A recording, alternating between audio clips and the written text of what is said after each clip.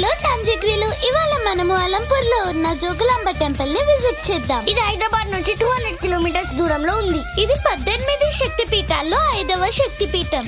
ఇక్కడికి మేము ట్రైన్ లో వెళ్ళాం. ఇది ఒక 1 డే ట్రిప్. మార్నింగ్ 8 కి తుంగభద్ర ఎక్స్ప్రెస్ ఉంది. టికెట్ కాస్ట్ వచ్చేసి 100 రూపీస్. జోగులాంబ స్టేషన్ చాలా చిన్నది, ఓన్లీ 1 ప్లాట్ఫామ్ ఉంటది. ట్రైన్ దిగినాక షేరింగ్ ఆటోస్ ఉంటాయి. టెంపుల్ వరకు పర్ పర్సన్ 40 రూపీస్. ఇక్కడ అమ్మవారి విగ్రహం ఉగ్ర రూపంలో ఉంటది. అమ్మవారి అప్పటి తనగా పై దంతవ ఇక్కడ పడిపోయింది. ఈ టెంపుల్ ని 7వ శతాబ్దంలో బదామి చాళుక్యులు నిర్మించారు. ఇక్కడ గోడల పైన చెక్కిన శిల్పాలు ఎంతో అద్భుతంగా ఉంటాయి. ఈ టెంపుల్ ని 14వ శతాబ్దంలో బహ్మని సుల్తాన్లు ధ్వంసం చేశారు.